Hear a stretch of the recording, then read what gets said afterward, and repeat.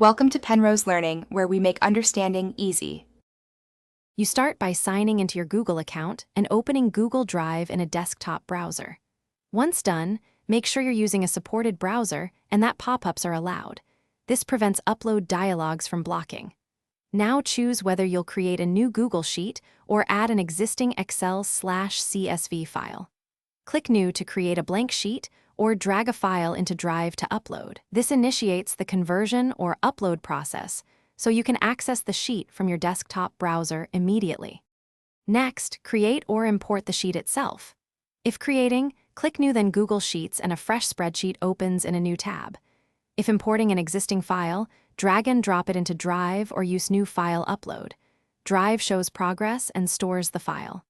Once uploaded, right-click the file, choose Open With, and pick Google Sheets to convert an Excel or CSV into an editable Google Sheet. This conversion preserves most formatting and allows immediate editing and sharing from your desktop. Finally, name the sheet and move it to the right Drive folder for organization.